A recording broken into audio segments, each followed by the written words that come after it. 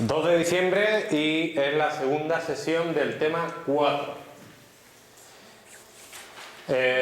Vamos a repasar un poquito dónde nos quedamos y continuamos por ahí, ¿vale? Bueno, estuvimos viendo que en un sistema se dan eventos que podemos controlar, ¿vale? Y después eventos que no podemos controlar, ¿no? Y de esos que no podemos controlar, 100% están los esperados, que los podemos llegar a prever y poner soluciones a ellos, y los inesperados, ¿vale? Entonces nosotros nos vamos a centrar sobre todo en fallos de sistema, ¿vale? Recuerda lo que es el fallo de sistema. Por lo que sea, el sistema operativo tiene un problema y se reinicia. Se va la electricidad y la máquina se apaga, o la aplicación por lo que sea se bloquea, o la base de datos tiene algún problema y se tiene que reiniciar. Es decir, cualquier situación en la que de repente el sistema se apaga. Hablando de sistema puedo hablar en distintos niveles: base de datos, sistema operativo, máquina, y se tiene que volver a encender. El problema ahí es que la jerarquía que utilizan la mayoría de bases de datos se basa en el uso de la memoria. Es decir, todos hacen memoria, como sabéis, lecturas y escrituras, y esos cambios van bajando de manera síncrona y asíncrona al disco duro cada cierto tiempo, ¿vale? Entonces, si el error del sistema se produce en un momento en el que hay bloques sucios modificados en memoria que todavía no han bajado a disco, el usuario cree que su transacción bancaria o su cambio de datos, lo que sea, es un cambio con éxito, es decir, que ese cambio va a ser permanente, pero no es permanente porque todavía no ha bajado a disco, ¿vale? Y además la información que hay en memoria desaparece porque son dispositivos volátiles, ¿de acuerdo? Entonces, esos son los tipos de problemas que vamos a solucionar. Para solucionarlos, ¿qué vamos a contar? Vamos a contar con información extra, ¿vale? Y siempre tenerlo en cuenta, ¿eh? Siempre que os cuenten una mejora, que el sistema incluye una mejora, siempre esa mejora va a ser a coste de algo. Es decir, hay una balanza en informática que por ahora existe y que siempre hay que tenerla en cuenta. Si tú mejoras algo es a costa de, ya sea a costa de rendimiento, a costa de espacio en disco o a costa de dinero. Es decir, nadie por ahora se ha inventado la varita mágica de decir, Plus, esto es mejor. Vale, pero es mejor, pero me saldrá más caro. O tendré que echar más horas trabajando en cambiar mi sistema, o necesitaré más espacio en memoria, o necesitaré... ¿Vale? Siempre esa balanza, siempre tenedla en cuenta que casi siempre se cumple, ¿eh? Es decir, si a vosotros estáis trabajando y os proponen vamos a hacer tal mejora, ¿vale? Vosotros tenéis que ser un poco el negativo, ¿no? Es decir, vale, y eso va a implicar ¿qué? ¿Vale? No hay nadie vende duros a pesetas. De acuerdo, entonces vamos a contar con un sistema muy simple, con una arquitectura, con una jerarquía muy simple, memoria y disco y tal, y hablamos de una serie de operaciones que van a representar esas idas y venidas de disco a memoria, ¿vale? Input X significa que voy a buscar el dato X de disco a memoria, ¿vale? Y Output X significa que voy a escribir ese dato X que ha sido modificado en memoria, lo voy a pasar a disco, ¿vale? Aquí, fijaos, la sincronización que vamos a buscar en cada una de las metodologías que os voy a comentar. La operación así clave o más importante es el output. ¿Por qué? Porque es el momento de la escritura en disco. A la hora de leer no hay problema, es cuando voy a escribir desde la memoria a disco es cuando puede haber algún tipo de problema, ¿vale? Entonces siempre hay que estar muy atento donde queda el output, ¿vale? Y después, estas son ya operaciones que se tienen o se ejecutan internamente en memoria, ¿vale? Red X significa que cojo el valor de X que tengo en memoria, ya sea porque existía antes o porque he tenido que hacer un input, pero cojo el valor de X que ya está en memoria y se lo paso a la variable T. T es una variable, no es una tabla, ¿eh? Es una variable interna de mi programa. Y write significa justamente lo contrario, cojo el contenido de la variable T y modifico con él el valor X que está en memoria, ¿vale? Por lo cual, el read y el write son operaciones que se llevan a cabo en memoria. Y el input y el output son operaciones de intercambio de información entre disco y memoria, ¿vale? ¿Sí? Y vamos a poner como ejemplo esta transacción, ¿vale? Voy a tener dos datos que originalmente valen igual, por lo cual va a ser la regla que nos va a decir si los cambios han llevado a la base de datos un estado consistente a otro, y la transacción simplemente multiplica por 2 cada valor, ¿vale? Es decir, si yo parto de dos datos que son iguales y aplico la misma operación matemática a los dos, al final los dos tienen que ser iguales, ¿vale? Esa va a ser nuestra comprobación. Y evidentemente para llevar a cabo esa transacción tengo que leer el dato A, subirlo de disco a memoria, pasarlo a una variable, en esa variable hacer el multiplicante por 2, después cargar de esa variable al dato A y volverlo a bajar a disco, así para cada dato. ¿Vale? Eso para mí es una transacción. Bueno, aquí la tenéis, ¿vale? Esta es la secuencia de operaciones de la transacción, ¿vale?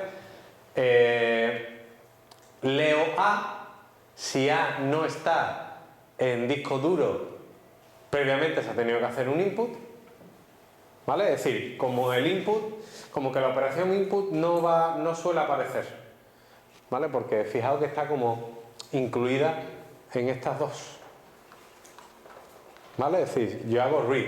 Read es una operación de memoria. Quiero leer el dato A y pasarle una variable T. Si no está en memoria, lo cojo de disco, ¿vale? Es como que el input casi nunca lo vamos a ver. Entonces, cojo el valor de la variable del dato A y se lo paso a T, y después multiplico T por 2, ¿vale? Y después modifico el valor de A en memoria. Leo el valor de B, que está en memoria, y si no está, pues me lo he ido a buscar previamente. Informo la variable T con ese valor de B, multiplico la variable T por 2 y después actualizo el valor de B con esa variable T.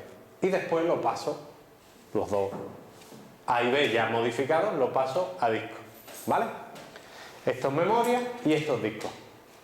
Entonces, dais cuenta que en el momento que comienza esa transacción y yo cojo esos valores de disco, tenemos dos copias simultáneas del mismo dato. Y ahí es donde está el problema, ¿vale?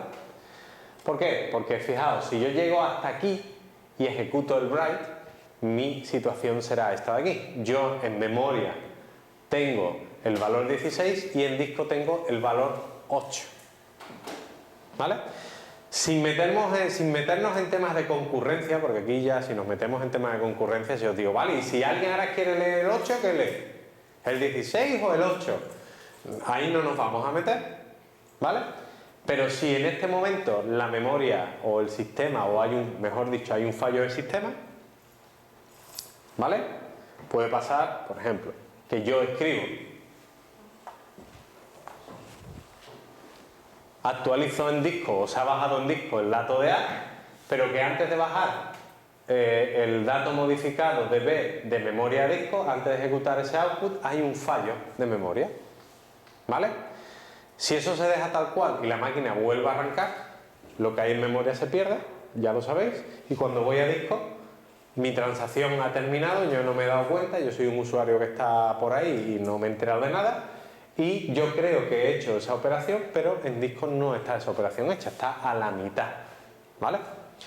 Y como deberíais saber ya, esto en el modelo relacional no se puede permitir. ¿Os acordáis de las propiedades ACID? ¿Vale? Aislamiento, consistencia, ¿vale? Pues la primera, ¿vale? Era atomicidad. Atomicidad, consistencia, aislamiento y durabilidad, ¿vale? Pues la primera era atomicidad. ¿Qué significa? Que en un modelo relacional todas las transacciones tienen que ser atómicas. Significa que o se hace todo bien o no se hace. Esta transacción no ha sido atómica, ¿vale? Si no tenemos un mecanismo para garantizar la atomicidad de las transacciones, yo esto no... ¿Vale? Pues esto puede pasar. De hecho, las bases de datos no SQL, al ser no SQL, una de las propiedades que tiene es que la mayoría no garantiza las propiedades ACID, ¿vale? Tiene otra serie de propiedades que se llaman las propiedades base. ¿no? Es un juego de palabras, un entorno ácido y un entorno en química, ácido y base, ¿no? Son los dos estados opuestos un poco del pH, ¿no? Un pH ácido, bueno, ácido y base. Yo de química no sé mucho, ¿vale? Y los sistemas no SQL garantizan otras cosas, ¿no? ¿Vale? Hay aquellos que la transacción se hace, perdón, la atomicidad se garantiza únicamente a nivel de datos. Es decir, te garantizan que el A se va a escribir, pero no te garantiza que el B también. Es decir, te garantiza únicamente a nivel de datos, a nivel individual, pero no a nivel colectivo. Eso es un problema. Bueno, un problema, es algo a tener en cuenta en las bases de datos, ¿vale? Entonces yo el otro día en una clase del máster le decía a las personas que, bueno, que yo lo digo a vosotros también, como están sonando mucho las bases de datos estas no SQL y demás, ¿no? Y es lógico que os metáis en ellas y que en el TFG pues trabajéis con ellas y demás. Lo que yo os recomiendo es que os enteréis muy bien de lo que os ofrece y de las ventajas y los inconvenientes, porque si os metéis en las páginas web de todas las bases de datos no SQL, vamos, te dan ganas de bajártelas todas a la vez, porque es todo magnífico, súper escalable, súper rápido, ganancia en el rendimiento de un tanto por ciento, y dices tú, ¡guau! ¡Ostras! ¡Qué guay! Yo me las quiero bajar para mi TFG. Y después como los prospectos, ¿no? Si tú te miras una medicina, te empiezas a leer los efectos secundarios, pues todo igual. Si te metes en la arquitectura de, yo qué sé, de MongoDB, de Raven, de cualquiera, y empiezas a ver cómo funciona y dices tú, tío, cuidado que esto es lo que no necesito. Os pongo un ejemplo. Yo creo que ya os lo he puesto, os lo vuelvo a repetir. Para trabajar en aplicaciones móviles o aplicaciones web utilizáis mucho JavaScript, ¿vale? Utilizáis los objetos, los guardáis en formato JSON, ¿vale? Claro, yo tengo todos mis objetos en formato JSON, lo tengo que pasar a una base de datos. Entonces ya se os cruza el cable y dice, ostras, tengo que parsear el objeto JSON, crearme mi fila y meterlo en una tabla. ¿Qué hago? Me hago una base de datos no SQL, que muchas leen el JSON directamente y almacenan el JSON. Ya está. Eso no es motivo para elegir una no SQL. Porque tú estás buscando seguramente capacidades del modelo relacional, que las transacciones sigan el esto ACID, que tal, que haya integridad de datos, que tal, y los no SQL no te lo garantizan.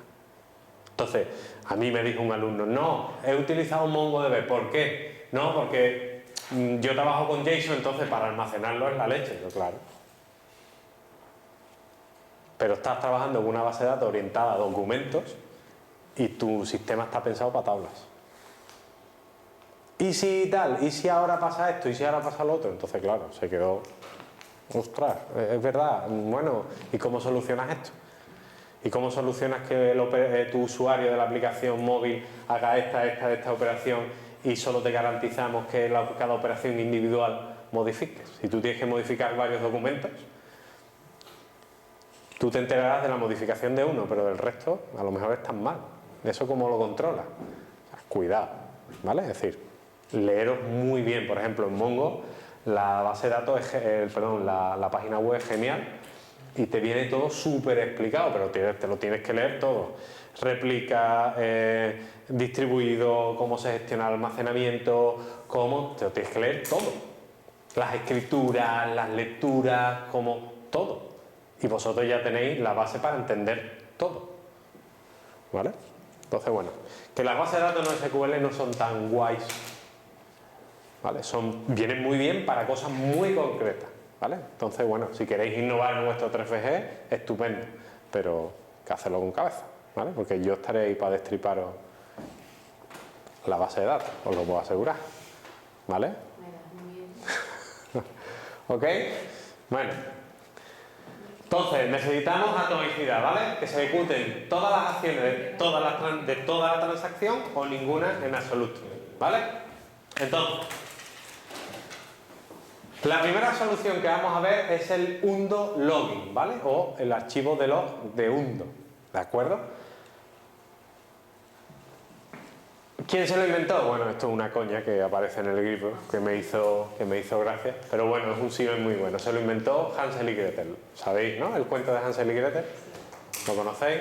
Estos niños, ¿no?, alemanes, un cuento popular alemán, que se pierden en el bosque y van dejando un reguero de miguitas de pan para retroceder en el momento que se pierden, ¿vale? Se fueron a dar un paseo, oye, que nos vamos a perder, no, no te preocupes, voy echando migas de pan y yo puedo dar marcha atrás y volver sobre mis pasos. Pues el undo es eso, volver sobre tus pasos, dejar una huella por donde vas pasando por si tienes que rectificar y volver atrás, ¿vale?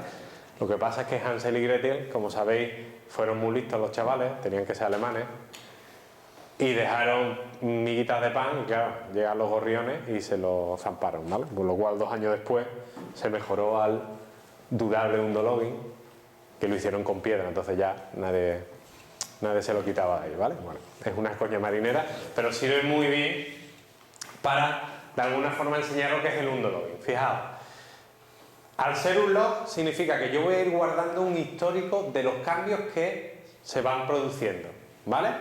Y como además es de tipo undo, es decir, que yo voy a querer rectificar o desandar lo andado, por eso lo de Hansel y Gretel, ¿cómo desando lo andado?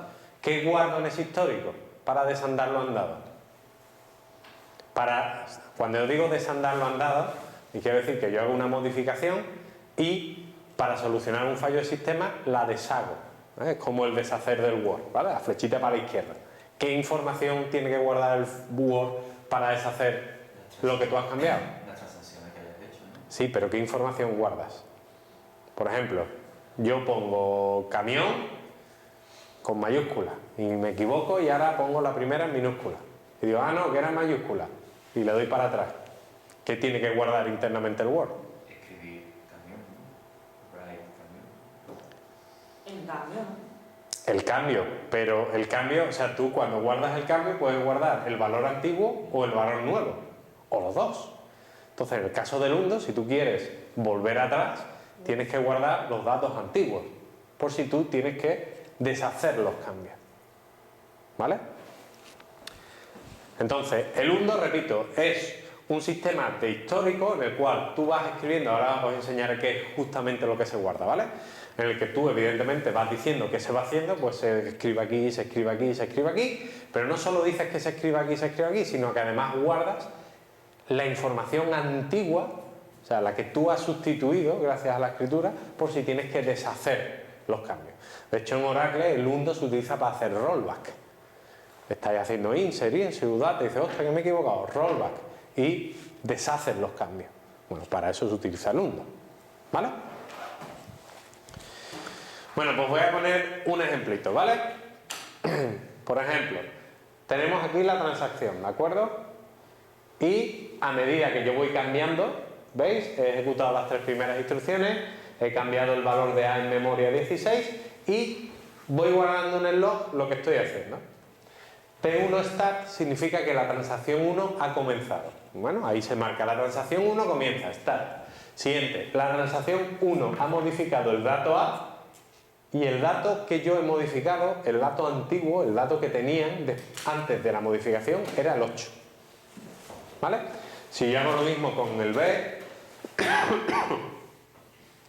pues ejecuto las 3 siguientes instrucciones y el log voy guardando lo que va pasando. T1 ha modificado el dato B y me he guardado el dato, el valor antiguo. ¿Vale? Y así voy. Cuando se baja esa memoria, cuando se baja de memoria a disco, tengo el cambio hecho en disco y aquí pone commit. ¿Vale? Entonces, bueno, simplemente este ejemplo vale para que veáis que a medida que una ejecución se va llevando a cabo, a la vez el fichero de log o esa información de log, en este caso el undolog, va recogiendo un histórico de lo que va pasando en esa transacción, almacenando los valores antiguos. ¿Hasta aquí bien? Vale. Primera conclusión que tenéis que llegar, esto es un trabajo. ¿Vale? Por eso digo, tengo un sistema para recuperar la memoria, ahora os explicaré cómo se recupera, ¿vale? Tengo un sistema para recuperar mi base de datos en caso de fallo, en caso de pérdida del contenido de la memoria. Sí, ¿a costa de qué? A costa de capacidad de almacenamiento y a costa de ciclos de CPU que yo dedico a mantener ese fichero de log, ¿vale? Siempre hay un coste, siempre. Y la segunda conclusión es que aquí hay un problema. ¿Qué problema veis?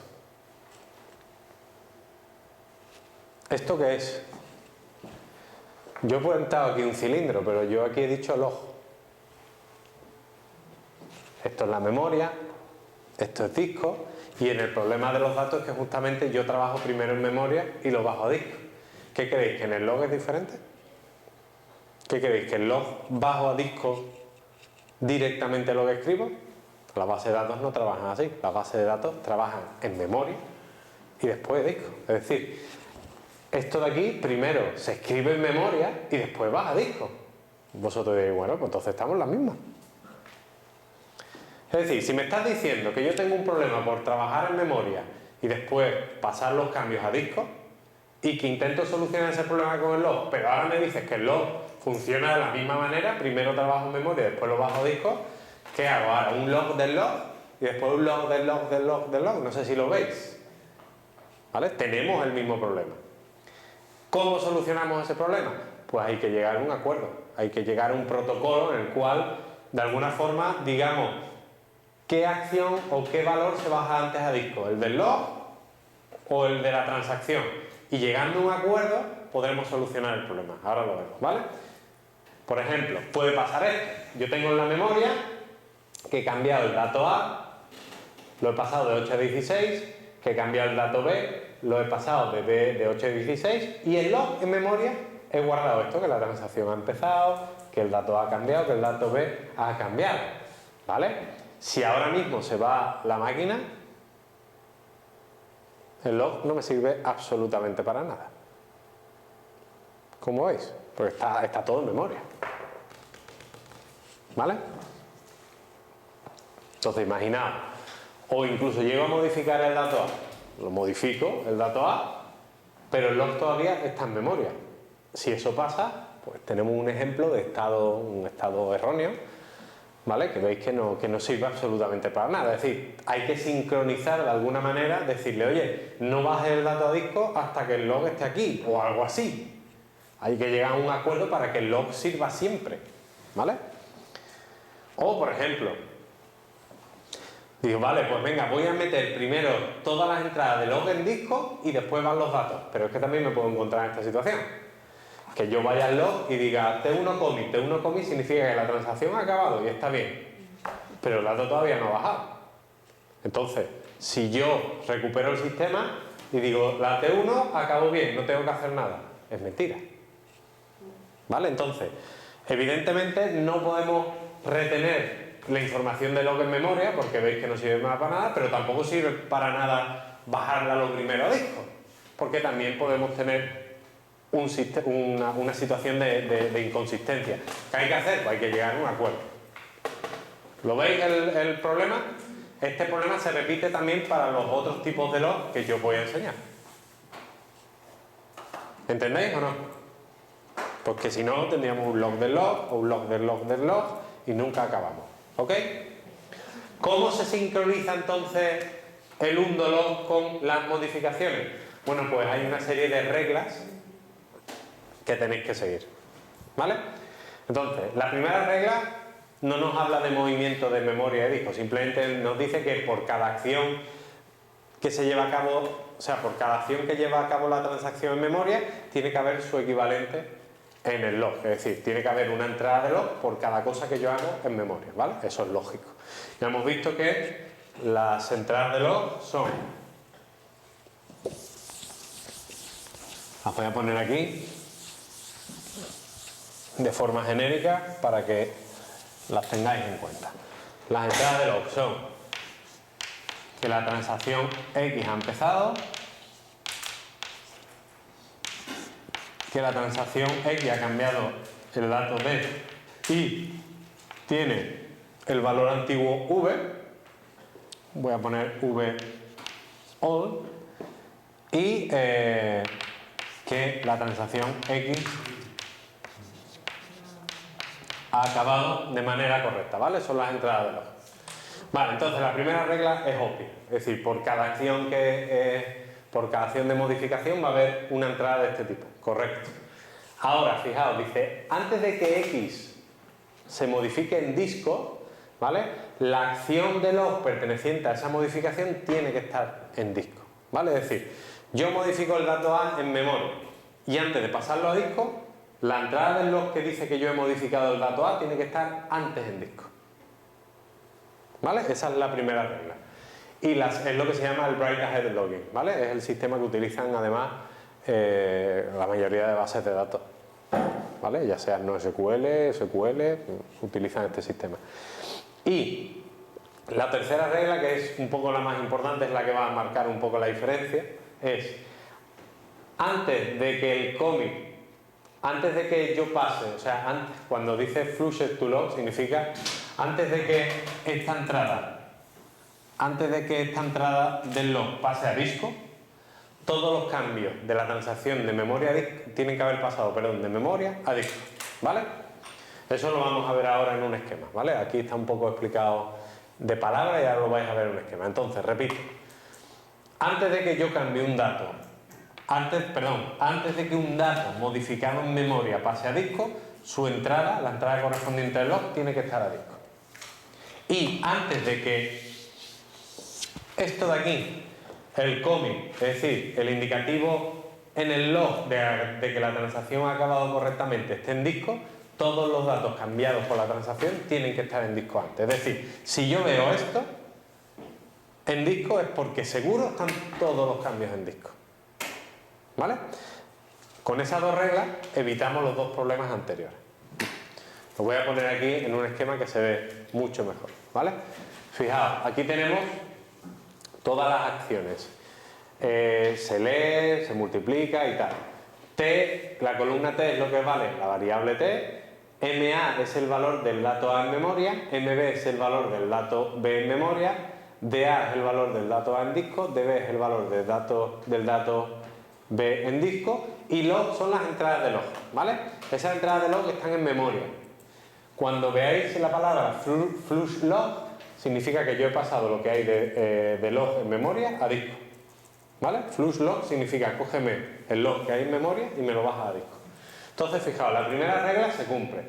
Antes de que cuando la transacción comienza, meto mi entrada de log start, ¿vale? Muchas veces se pone así o también como yo la he puesto, ¿vale? Da un poco igual. Leo el dato A, ¿vale?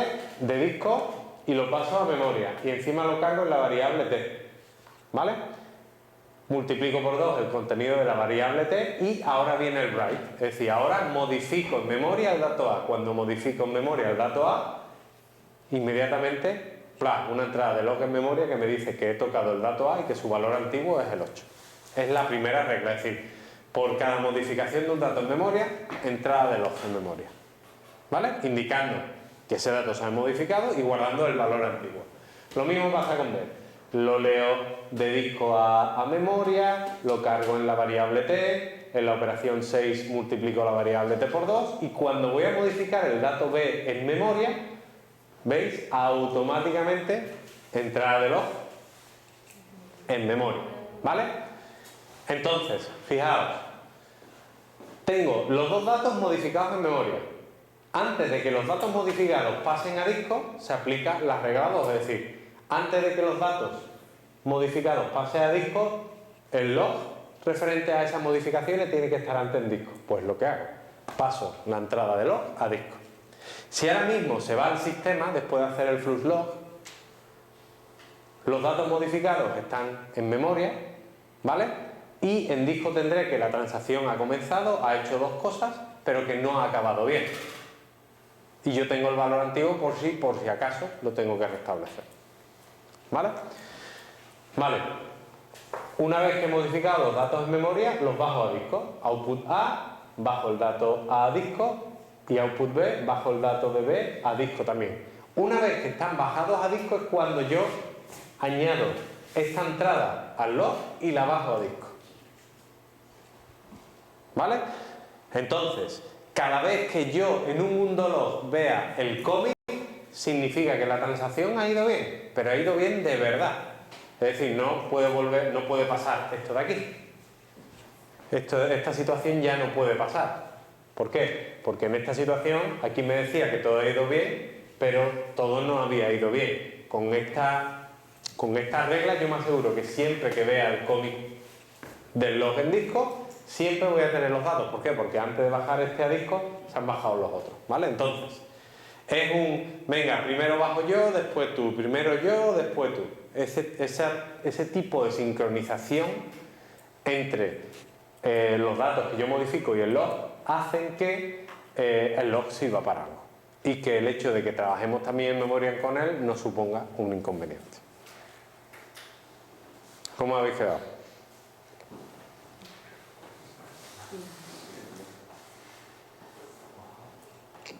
¿Os creéis que esto vale para algo? ¿Vale? Entonces, fijaos, esto sí es importante, ¿vale? Que tengáis en cuenta eso, ¿vale? Es decir, en el undo-log, antes de que el dato modificado baje a disco, las entradas de log referentes a esos cambios tienen que estar en disco. Y una vez que bajen los datos a disco, es cuando yo ya bajo el indicativo de que todo ha terminado bien del log a disco. O sea, el orden es log, dato, log. ¿No? Es el orden de bajar a disco.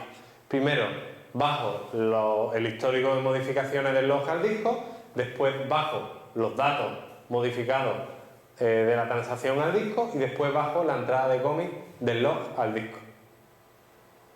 Ni primero todos los datos y después todos los logs o a la inversa, sino el término medio, como siempre. Venga, primero tú y después yo, primero tú y después yo, y así nos organizamos y salvaguardamos el sistema de cualquier tipo de caída. Entonces el flash log guarda el log. El flash log es como decir, escríbeme lo que hay de log en memoria a disco. Bájame todo lo que ya haya escrito de log a disco. ¿Vale? Vale. Ahora viene la recuperación, ¿vale? Y para la recuperación voy a poner un ejemplo directamente para que veáis, ¿vale? Para que veáis cómo se hace la recuperación del sistema. Voy a poner este ejemplito, ¿vale? Imaginaos que el log es ese dato. Lo voy a poner aquí. T start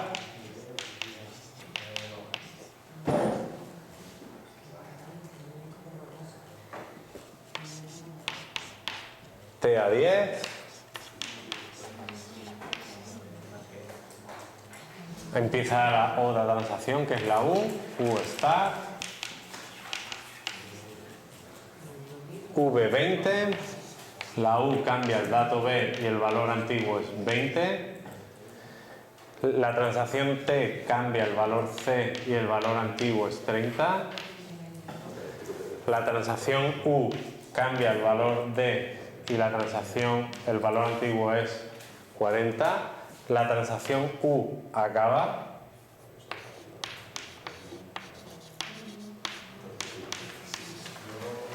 T sigue modificando cosas. E 55 y la transacción T acaba. 50. ¿Aquí? Bueno, 50. Vale. Bueno, pues fijaos, este es vuestro fichero de undo-log. Este fichero está en disco ya, ¿vale? A vosotros pasan un fichero, ¿vale? Y de repente vamos a suponer que el sistema se pierde aquí.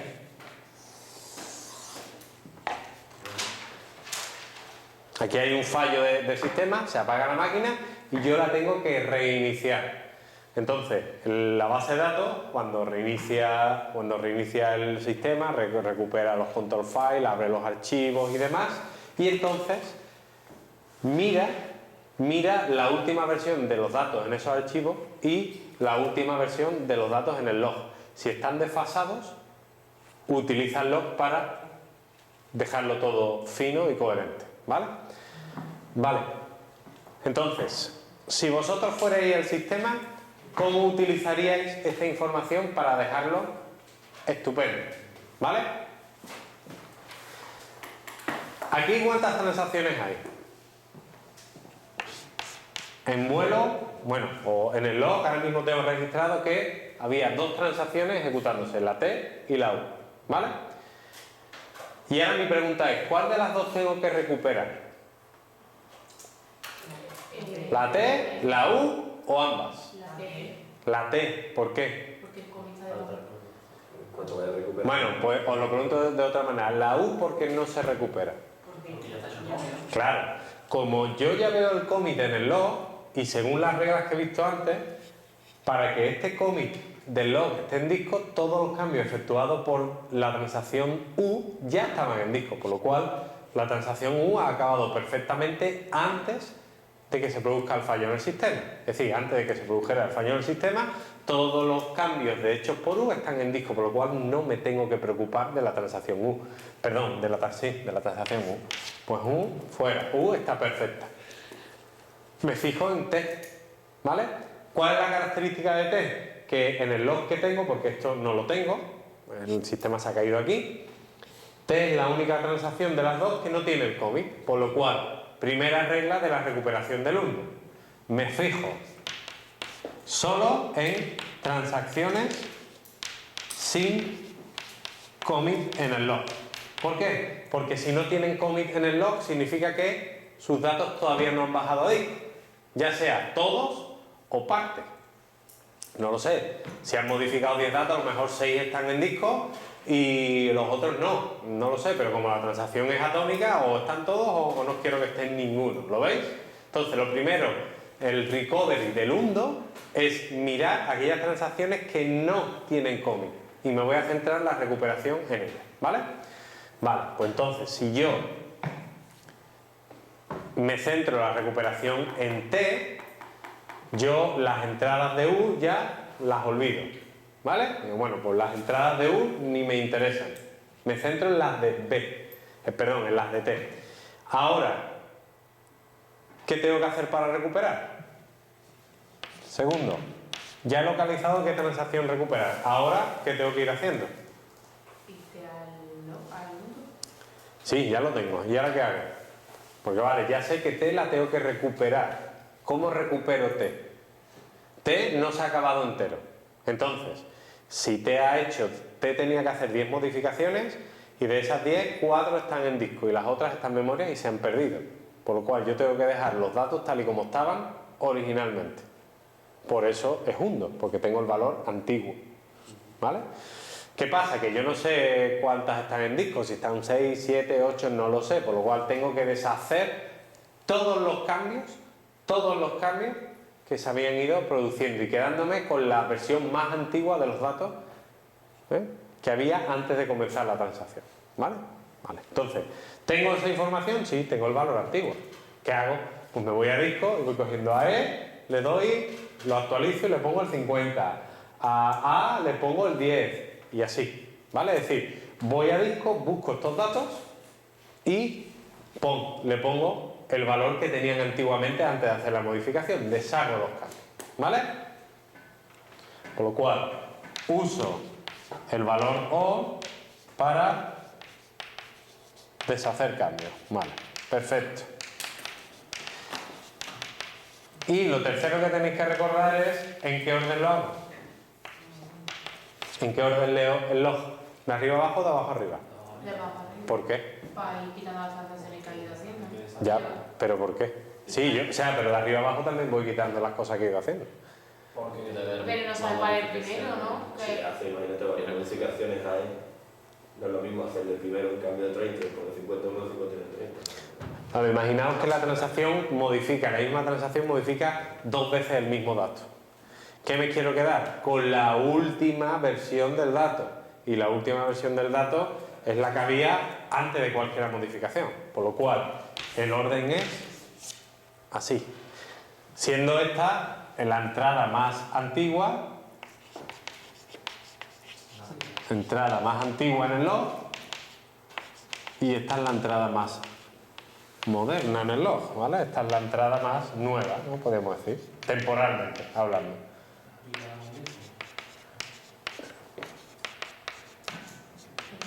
No es va, ¿vale?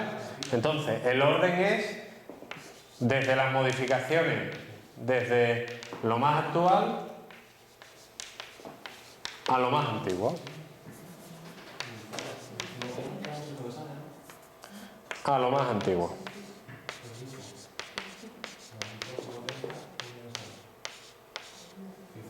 En los campos all, uso all. Es LIFO. Last input, first output.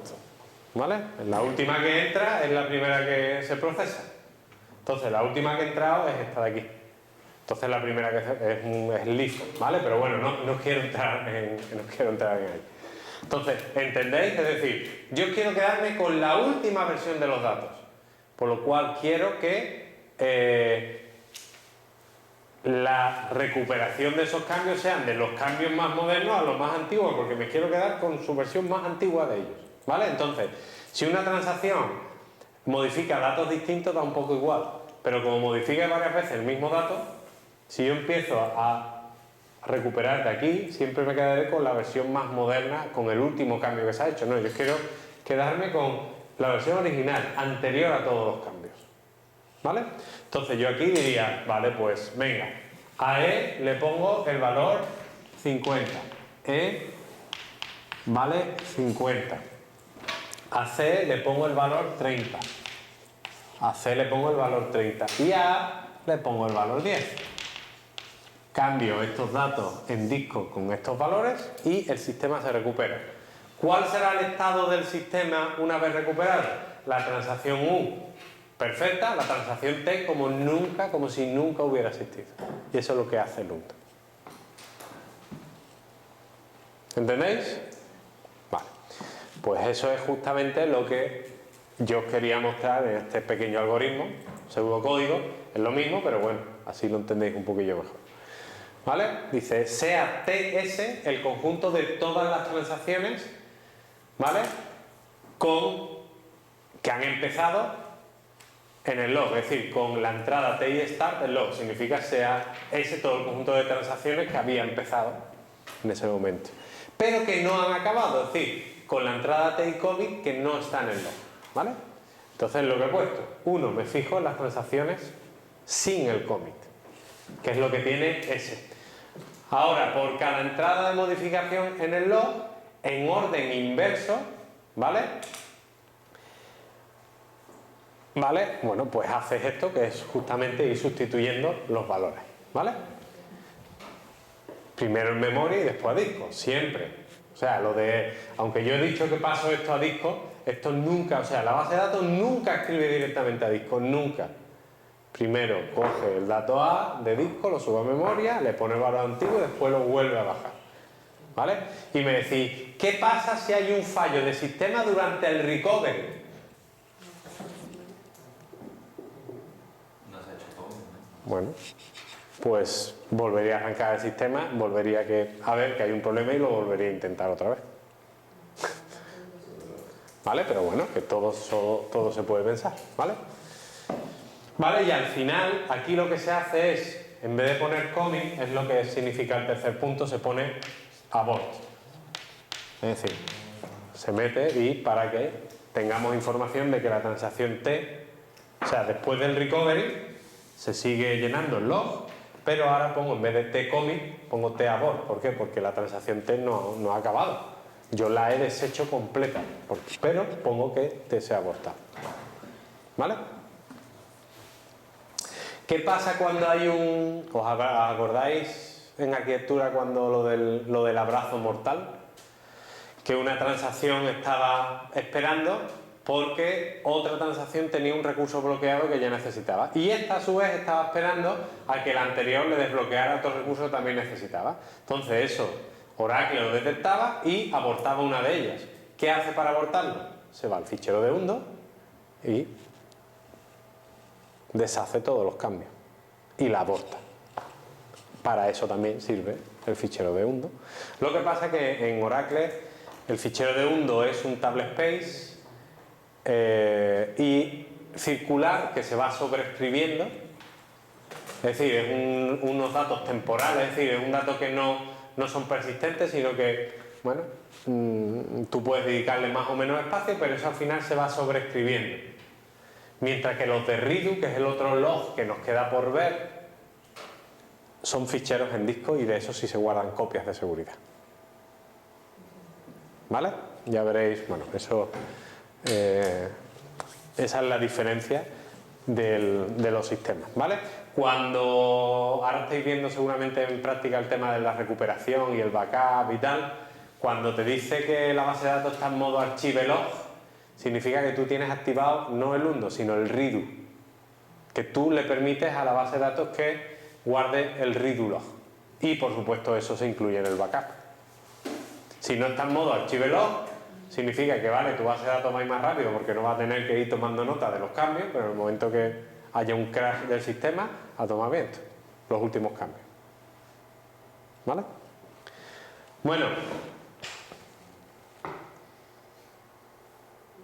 ¿Vale? Bueno, esto ya...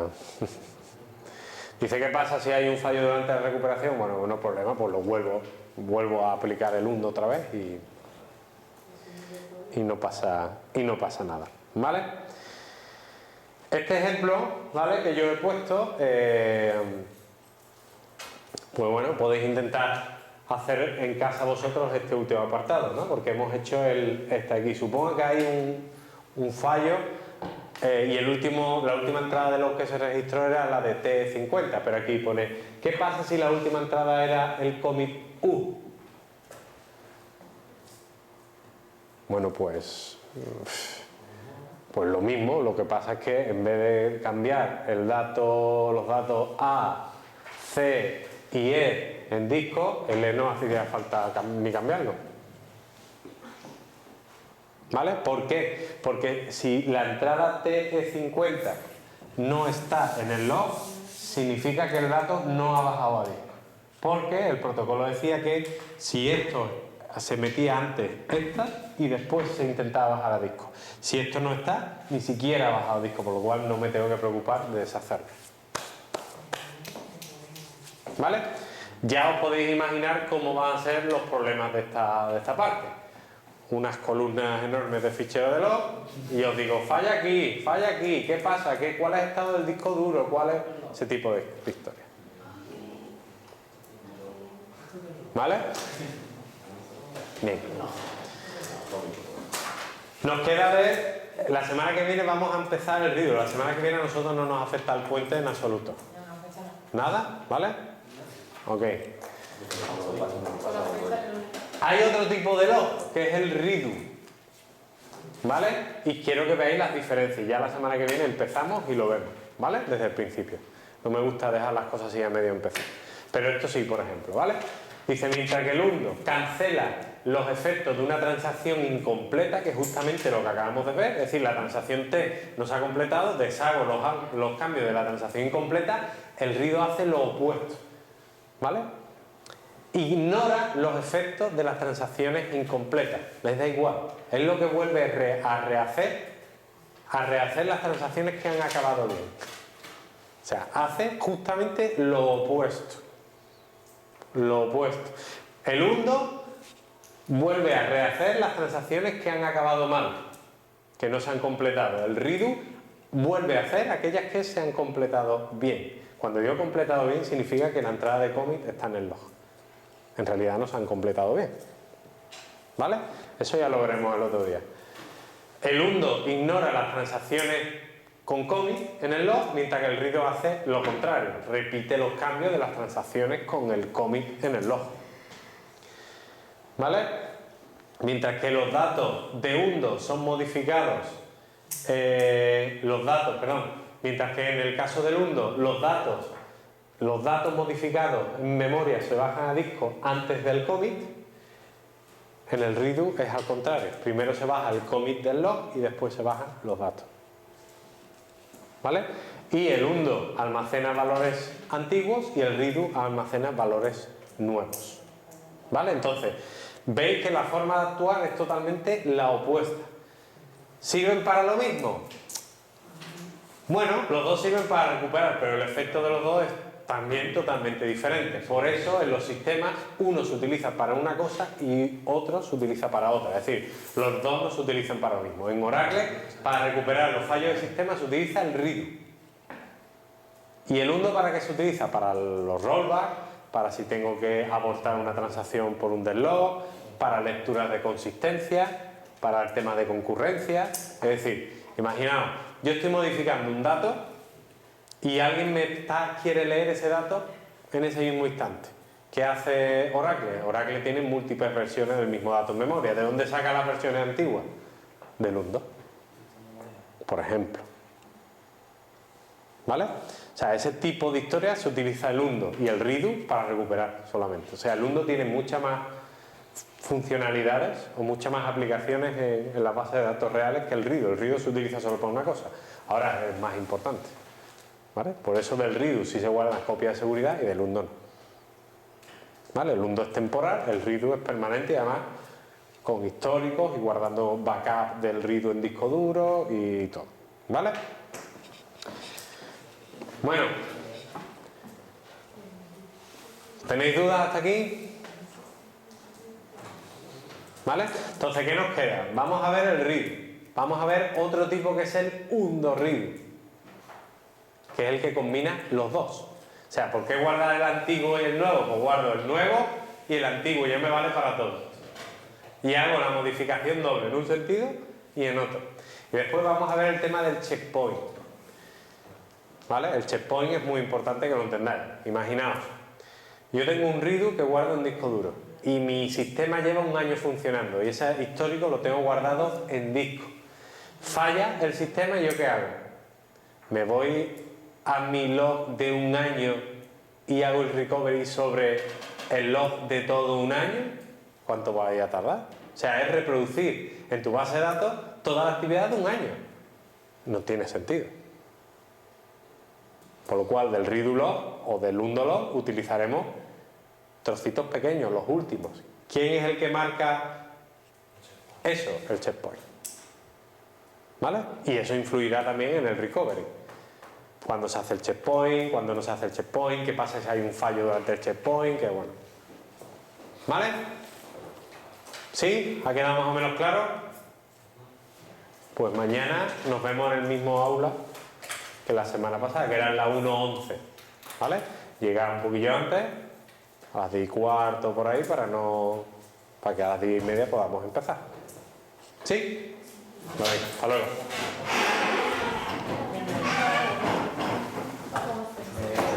Un domingo, mañana, conceptual.